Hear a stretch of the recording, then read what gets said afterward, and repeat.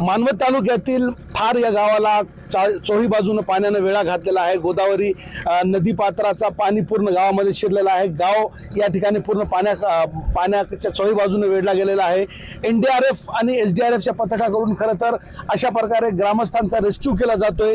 Rescue team सोबत आपण आहोत। या ठिकाणी आपण पाहतोय की भारतीय सैन्य दलही दाखल झालाय, मात्र काही तांत्रिक अडचण आहे या सैन्य बलाच्या बोटीला, त्यामुळे ते भारतीय सैन्याचा बोट अद्यापर्यंत सुरू झाला नाही। मात्र एसडीआरएफ आणि एनडीआरएफच्या पथकाकडून गावातील नागरिकांचा या ठिकाणी रेस्क्यू केला जातोय। खरं तर थार गाव हे चोही बाजूनं पाण्याने वेढलेला असल्यामुळं त्यांना सुरक्षित ठिकाणी हलवण्यात येत आहे। स्वतः या भागाचे आमदार राजेश विटेकर एकूणच या रेस्क्यू टीम सोबत उपस्थित आहेत। आपण त्यांच्यासोबत बातचीत करूया। दादा, भारतीय सैन्य आला होता, तांत्रिक अडचण आली, त्यामुळे त्यांची बोट सध्या अद्याप चालू झाली नाही, चालू होणार आहे। एसडीआरएफ आणि एनडीआरएफच्या पथकाकडून रेस्क्यू टीम सुरू आहे। काही महिला आणि गावातील मंडळींना घेऊन जात आहेत तुम्ही?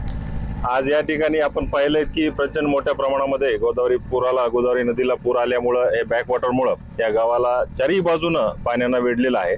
आणि अशा परिस्थितीमध्ये कालपासूनच प्रशासन अत्यंत चांगल्या पद्धतीनं सज्ज आहे। एनडीआरएफ एसडीआरएफच्या माध्यमातून या ठिकाणी रेस्क्यू ऑपरेशन सुरू आहेत। अनेक वयोवृद्धांना, माझ्या माता भगिनींना, काही लहान मुलांना या ठिकाणाहून दुसरीकडे त्या ठिकाणी स्थलांतरित करण्यात येत आहे। कालपासून आणि आज सकाळपासून ही ती मोहीम चालूच आहे। एनडीआरएफची एक बोट आहे, ही मानवतमधून या ठिकाणी ही बोट आलेली आहे। ही सर्व मंडळी कालपासूनच या पूर्ण कामाला, या कार्याला लागलेले आहेत। प्रेक्षकांना मी कॅमेरामॅन सैयद खिजर यांना विनंती करतो की हा पूर्ण परिसर दाखवा।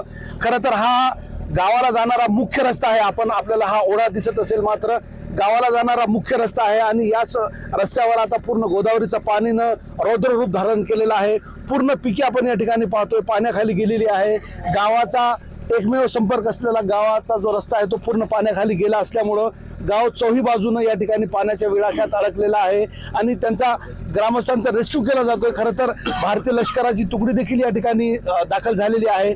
त्यांचा रेस्क्यू काही तांत्रिक कारणामुळे या ठिकाणी अद्याप सुरू झालेला नाही। तर पिकांची कशी स्थिती आहे? आता आपण स्वतः पाहिलेलं आहे की या भागातला पूर्ण पीक पाणी उद्ध्वस्त झालेलं आहे। बॅकवॉटरमुळं प्रचंड प्रमाणामध्ये गोदाकाठ असेल, नदीकाठ असेल, ओढाकाठ असेल, प्रचंड प्रमाणामध्ये बॅकवॉटरमुळे हे पूर्ण पीक उद्ध्वस्त झालेलं आहे। आणि मागच्या सततच्या 15 दिवसापासून जी अतिवृष्टी आहे त्यामुळं या परिसरामध्ये पूर्णतः ही पिकं उद्ध्वस्त झालेली आहेत।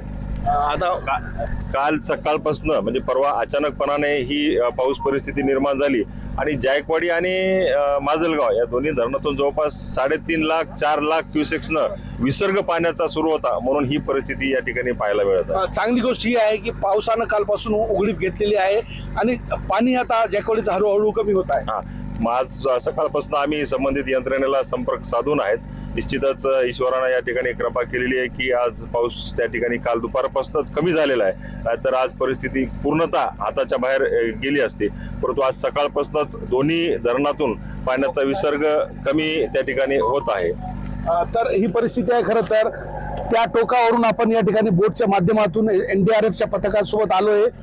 त्या टोकेला या ठिकाणी थार गाव आहे आणि आपण वांगी या गावाच्या टोकाला जात आहोत आणि रस्त्यामध्ये आपण पाहतोय दूरपर्यंत जिथं दृष्टी जाईल तिथपर्यंत पूर्ण पाणीच पाणी साचलेलं आहे। घरं आपण या ठिकाणी पाहतोय पूर्ण पाण्याखाली आलेले आहेत। पूर्ण या भागाचा झाडांना आपण पाहतोय जवळपास अर्धे झाडं हे पूर्णपणे पाण्याखाली गेलेले आहे। काही नागरिकांचा या ठिकाणी रेस्क्यू केला जातो, पण त्यांच्याशी बातचीत करण्याचा प्रयत्न करा। मावशी, कुठल्या गावाचे?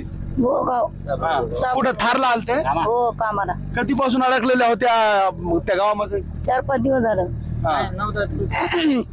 काय परिस्थिती आहे गावामध्ये? दुसरा रस्ता नाही, पाणीच पाणी, कुठं रस्ता नाही दुसरीकडे। दोन्ही पुलं पाण्याखाली गेलेले, लाईटच्या खांबापर्यंत पाणी आलेले। आता बोट मध्ये गावी जाणार आहात? हो, गावी बोट मध्ये। तर ही परिस्थिती आहे। गावामध्ये अनेक तासापासून अडकलेले होते, मात्र आता एनडीआरएफच्या पथकांच्या माध्यमातून त्यांना सुरक्षित स्थळी हलवण्याचं काम या ठिकाणी सुरुवात करण्यात आलेलं आहे। चांगली गोष्ट ही आहे की कालपासून पावसाने या ठिकाणी उघडीप घेतलेली आहे। पावनी हळूहळू या ठिकाणी ओसरायला सुरुवात होते, मात्र स्थिती अद्याप ही बिकट स्थिती असल्याचं दिसून येते। तुर्तास थार या गावातून नागरिकांचा रेस्क्यू करणे या ठिकाणी सुरू झालेला आहे। कॅमेरा पर्सन सैयद खिजरसह नजीर खान, TV9 मराठी, थार, मानवत।